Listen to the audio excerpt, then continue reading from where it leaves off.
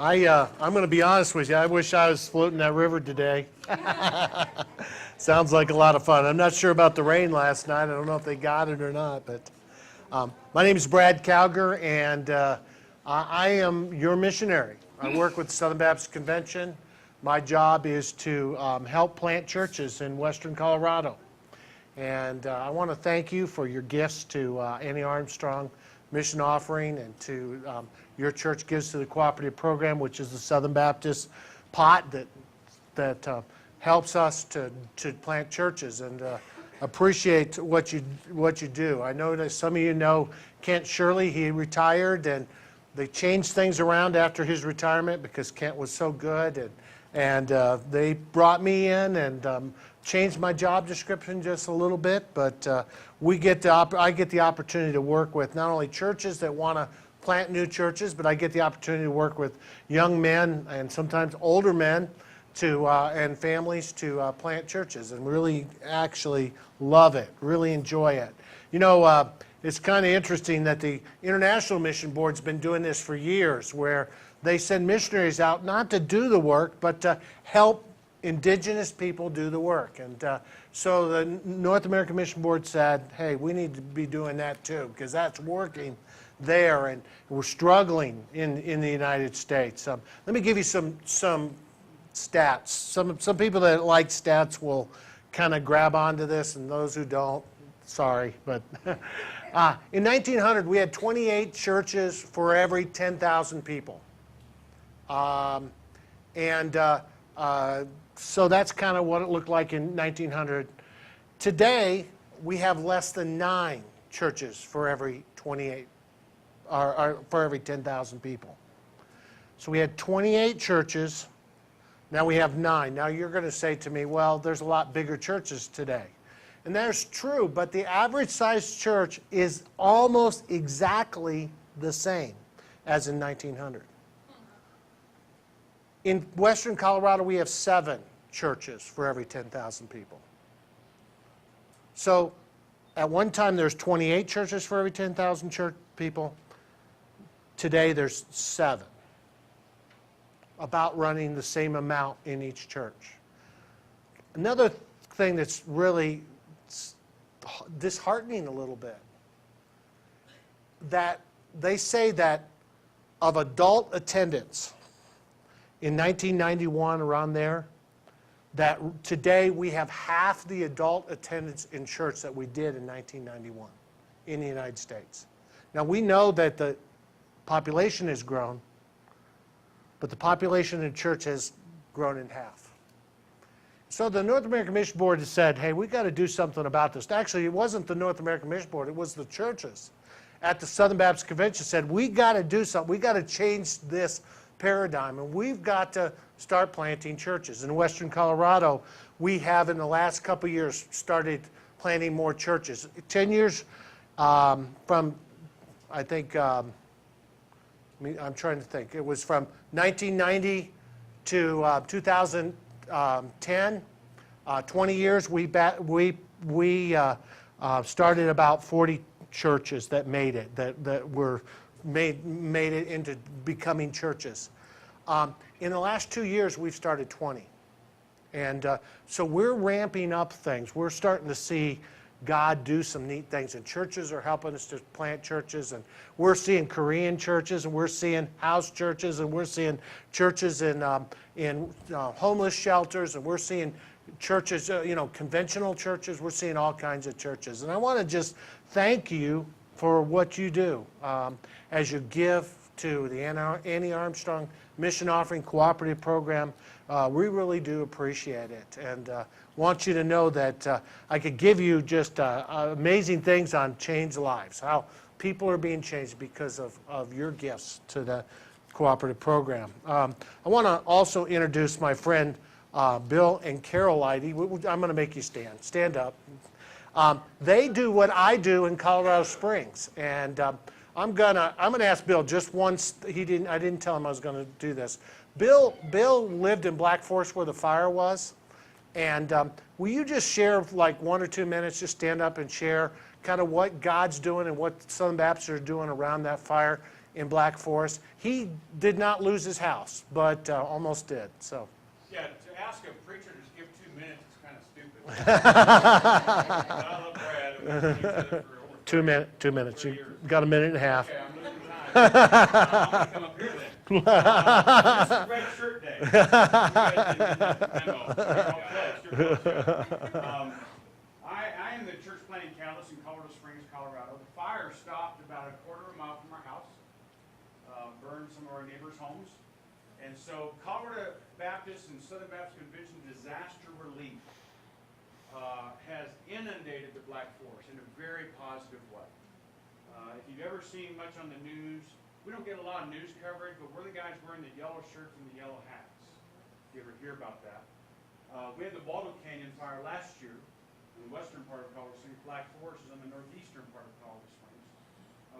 They've now downgraded to 496 houses were burned, and we were evacuated for 9 days ourselves. But disaster relief has come in, and we've had over 250 homeowners request help from us. We go in and we do debris removal, we do ash out, and that's where you think about a 3-story house has burned and everything's in the basement. So you've got about 3 feet of ash, and we pull the metal out, we pull hot water heaters out, we pull whatever's left down there. We found a dishwasher, and the dishes were still in it. And, so we saved those. So we pull out stuff we think the homeowner is standing right there with us.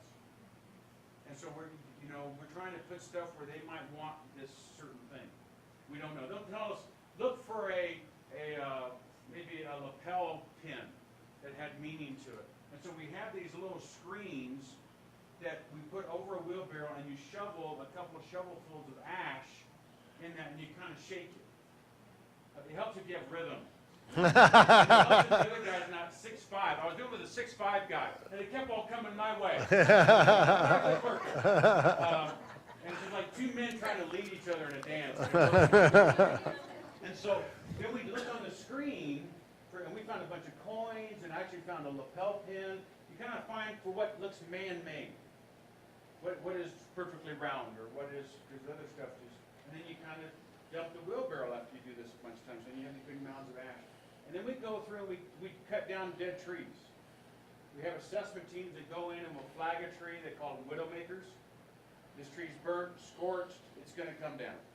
The bottom, you can tell, is already charcoal, so we come and we cut them down, we section them up, we drag it to the road so the forest service will come by and get it. That's just some of the things we do. One of the things we do, too, is we listen to the owner. Because they're hurting. In fact, for 45 minutes, we thought our house was burned.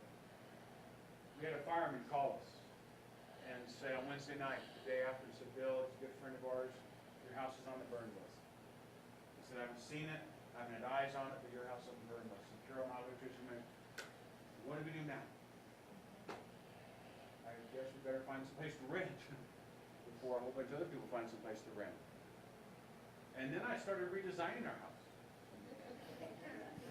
And then I got a call that our house was fine. Like, dude, I just redesigned it. So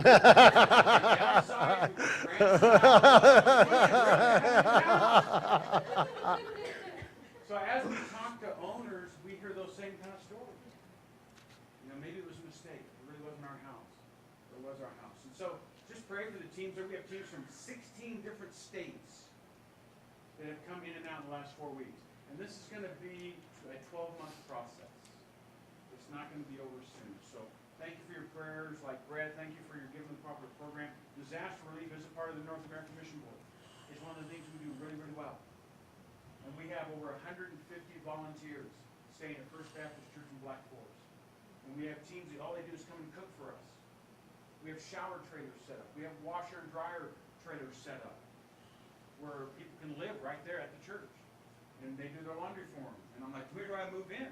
Carol just says, when I come home all black. 2 minutes, Bill. 2 minutes. When I come home black, she says, take your clothes off. I'm going, yes. She goes, take them to the washer and dryer. Okay. I think that's important. We Southern Baptists have the 3rd largest disaster relief group in the United States. Red Cross, Salvation Army, and then us. And if you see people cooking meals for the Red Cross, that's Southern Baptist. And I just want to encourage you, we have teams in the Grand Valley Baptist Association that go out. And if that's something you'd like to be a part of, I think it's a real need. And so I want to encourage you to do that. Our vision in Colorado Baptist, and I want you to turn to Matthew chapter 22, is we see a day when Western Colorado is saturated with the gospel of Jesus Christ. Every person is experiencing a personal touch from God's family. Every person is being introduced to the gospel in their own cultural context. Every person is experiencing a life change through Jesus Christ. Every person is worshiping the Most High God in a local Christian community. Every Western Colorado Baptist church is involved in church planting at some level. So that's kind of our Western Colorado and actually Colorado Baptist vision. Now, I just want to say to you that that's a big deal. That's a lot. And as a missionary, it's kind of like, this is our vision. Make it happen. Well, wait a second. 93% of Western Colorado does not know Christ as Savior and Lord. There's basically one Christian for every 10 people in Western Colorado.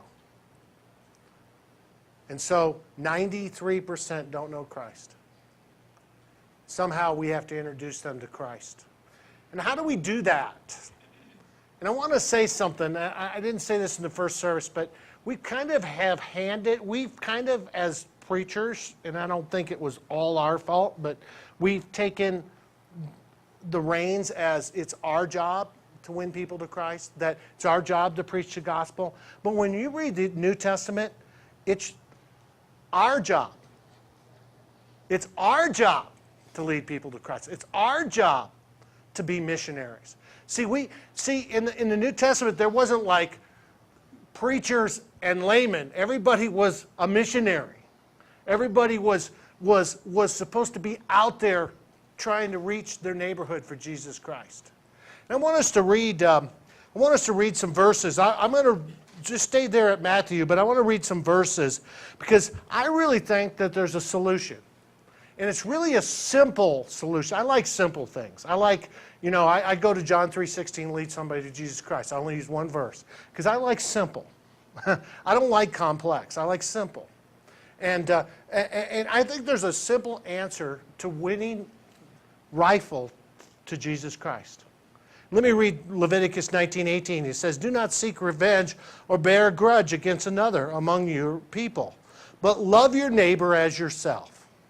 Romans chapter 13, Paul writes, the commandment, you shall not commit adultery, you shall not murder, you shall not steal, you shall not covet, and whatever other commands that there may be are summed up in this one command, love your neighbor as yourself.